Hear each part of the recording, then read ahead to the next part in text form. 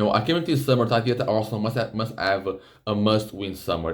It's been, I think, the third straight year where he has expectations for Arsenal to win trophies, to compete for Champions League and Premier League, and they do compete, but they haven't so far won any trophy. And the Arteta period, or like the last 3 years at Arsenal, even though they have an amazing team, until they have grown a lot from the past years, from what they were before Arteta, and like those years in 1920. I think they came a long way from that, but I think these past few years have kind of become more of a disappointment for Arsenal than anything else, because it's been the third year where no trophies were won and the expectations for Arsenal were really high. And I come into this season, and again, now looking back at this season, I think this will the year where Arsenal should have won something, especially the league. City had a bad year in terms of not just league performance. He had a very old squad. This year was very much a down year for them. Liverpool obviously was going through a transition era from Jurgen Klopp to Arne Slot, which, to be fair, looking at now, had gone very well from them. But maybe because it's also like a competition, wasn't really there for Liverpool in this season. And for me, looking back at this season, Arsenal really had the best chances of winning the league in this year, because now in this season, Liverpool and Chelsea are both reinforced themselves to very high. They brought in very good players, both of those teams. So the competition next year will be even tougher. But Arsenal had to come into this summer with a win mentality that you have to spend. And to spend smart and not really do anything stupid. Because a lot of the years, the one problem, I have to say two problems that we know Arsenal have in these past years was striker problems, which I'll address that later, and their squad depth. Their squad depth has just been horrible this season, and I think with all the injuries, they kind of become even more evidence as to that's the area of the squad that you need to strengthen. If you want to be competitive, if you want to win league trophies, if you want to win Champions League, your team has to be competitive, because nowadays in football there's a lot of injuries. You have to have a squad that's deep in quality, and Arsenal didn't have that. So coming to this summer, obviously you had the idea of improving your squad, because you can bring in a new striker, you can bring in a new winger as well if you want to. Also, get the idea that you need to bring in squad players to reinforce the squad depth. And so far, that's really much what they've done. First of all, bringing in Subimendi. I think that's the first signing of the summer. I think it's officially confirmed. I'm not quite sure if it's or not, but it's pretty much all confirmed. Subimendi is an amazing player. I think in the past few years, especially after Rodri won the Ballon d'Or and we saw his success in Man City, we kind of look towards a more Rodri type of player, kind of archetype of Rodri, a guy who can be very good with the ball and off the ball, can help your team set the tempo up, dictate the play, and still contribute defensively so that you can play eye of the pitch as you want. And so Mandy kind of fits that mold of player in that archetype. And for me, like a midfield of him that can rise Martin Odegaard looks amazing. It's a guy that can rise to be even more, do even more some offensive tasks. I want to see Mandy play with these two guys in midfield. I rate that midfield very high. I don't think he rates as high as PSG's midfield or as Barca's midfield. I think it's a midfield that is really up there as the best midfield in Europe, and the squad around them is also pretty good. So as I said, Osimhen is an amazing signing. Especially after losing to midfielders this summer, they had to bring in someone because of the squad depth as well. And maybe there are rumors that they are looking at another one, which I'll speak about later. I'm bringing a guy like that to improve your squad overall ability is amazing. But again, go back to the things of the squad depth. Also, must also bring in role players, and in the past, like what, 2 weeks, I would say, 2 weeks, 1 week, that's what they've done. And it's not a lot of people kind of complain and mock also most recent signings. They are on the verge of bringing in 3 players. They already officially confirmed Kepa, which kind of a formal signing. They had Neto on loan, backup keeper, so he's now out. They had to bring in a backup keeper with Kepa. They got Premier League experience. I think that's a pretty good backup keeper. With Real Madrid, when he was obligated to play because of Courtois getting injured, he played pretty well at Real Madrid. So I would say, I think it was like what, £5 million for that fee. I'm not really against that. I think it's a pretty, it's okay signing. The other two signings I think I like most. So we have Christian Norgaard, the midfield I'm talking about. A guy that was making a video for Tottenham and the rebuild this summer. Christian Norgaard was my first choice to reinforce the midfield and beat their starting number 6. And for Arsenal to bring in a guy like Christian Norgaard, who has tons of Premier League experience, who has the veteran experience in the dressing room, and to be the midfield backup, that's an amazing step. That is better than a lot of backup. I think every single backup that Arsenal had last season at that position. And to bring in such a guy that, I mean, is an amazing guy who can very much be a starter for a lot of top six teams in the Premier League and for teams outside the top six as well. Can be starters for them. For also to bring in a guy, I think 20 million pounds is a very good fee for him as well. I think obviously it's not like a big name signing, but it's going to be very key to Arsenal throughout this whole season. We want those guys that kind of takes on as kind of the, I don't know, that kind of takes that unknown role, like unfamous role. It's not going to be like a guy that's going to be playing every single game, starting every single game, getting those allied wheels. It's going to be the guy who does the dirty work off the bench, and it's going to be an amazing signing. So for me, just that signing was amazing for Arsenal. I really like the idea of having Norgaard with Tottenham as a number six starter, especially with Thomas Frank as the new manager. But he's gone to Arsenal, that's an amazing signing. I think this is an A signing. And now they've also kind of added more towards the business of the defenders. They brought in Chris out there on the verge of bringing in Christian Mosquera, the guy from Valencia. I'm pretty sure that's his name, Christian Mosquera. I don't really know much from him, I'll be honest. But from what I read, from what I saw, it's a pretty good backup for them. I mean, center back, they have Gabriel, Saliba. Both those guys struggle a bit with injuries sometimes here and then. They still have Keyword who can play there. They still have Ben White who can play there. Not that Mosquera who can play there. I mean, forgetting one or two players. They kind of also released Tomiyasu from his contract, which kind of a bit of a surprise decision. But again, he wasn't playing well at Arsenal. Obviously, he's a kind of a versatile player, play right back, left back, center back sometimes.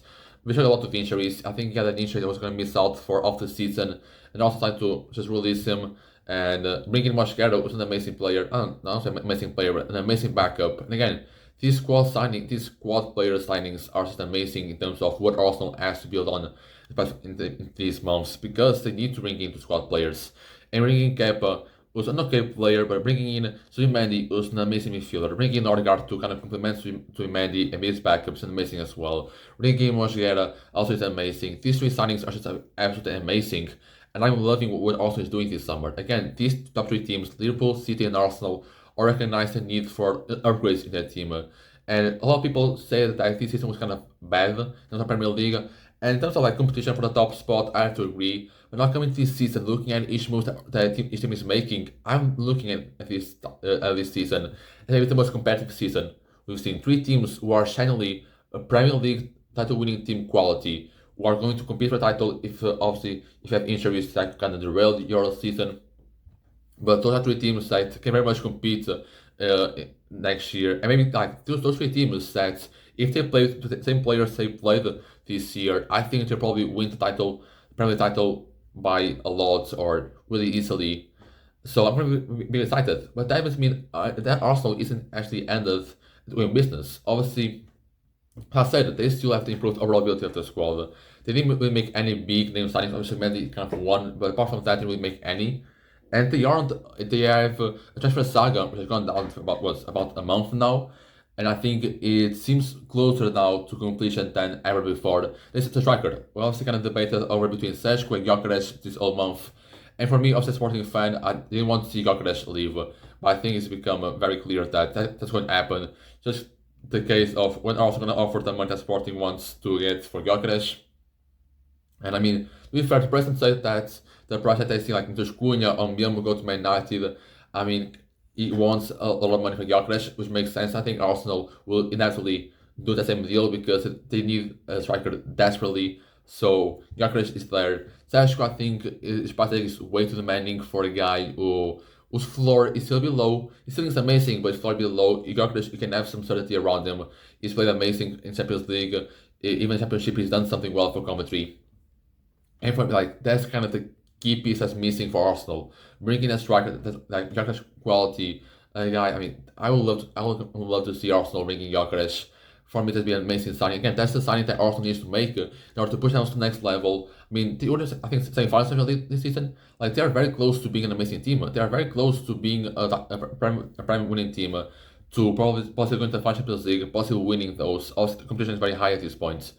But Arsenal are looking better than ever, if I have to be honest. Bringing Gyökeres, I think, will be that final piece.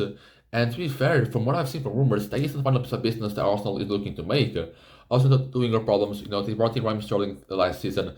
That's often an emergency signing on a loan in terms to provide emergency backup to Saka. Also, when he played that well. I don't know what future odds for him at Chelsea or whatever club he might go to, already. I don't know what's happened to him this summer. Well, Arsenal was going towards this summer with Saka, Martinelli, Trossard, and Nwaneri. You can also play as midfield, but still kind of four wingers they have had. And obviously, like Martinelli and Trossard are cool, but they haven't really done anything to really achieve that star type of player. And Arsenal have been throughout the old markets those summer interested in like Nico Williams, who obviously now, as of today, he renewed his contract with Ball, so it's now not even an option for Arsenal. They're looking towards Benay Gittens, but it's now gone to Chelsea officially. I think they're looking towards Rodrigo. Like they are going towards Rodrigo or everyday Esse. Again, Esse is a guy that's I doing the document video, which I now scrapped because they've sold like three of my targets. Esse is an amazing player. I think you make the Arsenal team look so incredibly well. So improving that squad depth overall, their overall ability so well. Like that left winger spot, I'd love to see him play there. I think it'd be a great fit for Arsenal. But if not, and also Arias kind of seems the player that's more close on Arsenal. I think it's kind of the version of living Crystal Palace, and Arsenal have a high probability of getting that deal done. Not only a guy who's close, or it's a possibility for Arsenal. Rodrigo is a guy that's also very close to or is close to leave Real Madrid. Is not of use there at Real Madrid. I thought maybe Xabi Alonso coming this summer, you could see something change because with Ancelotti, he wasn't really playing that well and kind of out of the plans. And I was kind of waiting to see if Xabi Alonso would put him into the squad. But again, Real Madrid have a lot of attacking options, especially like the 3-4-3 formation, whatever formation they're playing now. I mean, they have a lot of options offensively. Imagine like the new guys like Garcia, it's like Garcia, the academy graduate, has also become has played very well to the World Cup. And Rodrigo has very much lost his spot at Real Madrid. And I think like maybe a month and a half ago, I think Rodrigo should have been a target for Arsenal. It's a guy who can play on both wings. It's a guy obviously like it's kind of out of favor of Real Madrid. So I don't know if the price tag would be as high. I think Esse with this release clause would definitely be more the cheap than Rodrigo. But Rodrigo is a guy that if you bet on him, I think you'll come out with a great player, with a great deal. I think Real Madrid would look dumb to sell them.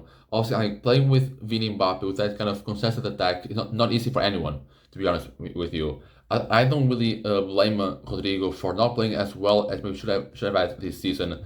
I can see very much Rodrigo coming to Arsenal environments, not having like that much of a burden offensively, like playing back up to Saka or playing at the left wing, maybe going back to the position where he was playing before joining Real Madrid.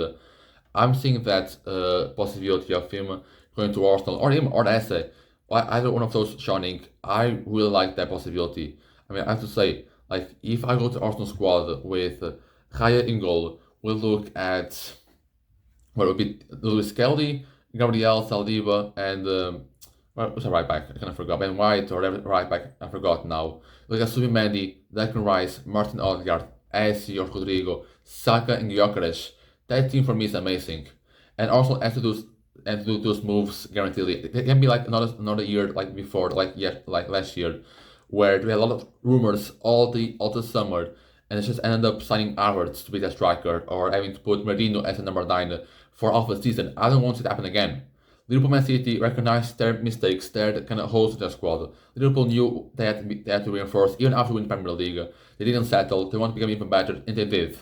Brought in Frimpong, brought in Verts, brought in Cancelo, an amazing squad. City as well recognized that the squad needed an overhaul. It was getting old, needed rebuilds. The winter brought in 5 players. The summer, Sherky, like so many guys they brought in now. It's an amazing transfer summer by Arsenal, by City and Liverpool. And if all goes according to plan, I really like what Arsenal doing summer as well with the signings. I'm really excited to see what next season comes for Premier League. I think we have in our hands 3 teams that are going to be amazing, and I'll be very surprised if Arsenal does come through with the process of bringing Gyökeres and another winger. If they win a trophy, I'll be very much surprised because they look amazing as a team, and I'm very excited to see. I think it's the first summer where I can say confidently that Arsenal have done an amazing job at bringing players. That's a very good sign of things coming for Arsenal.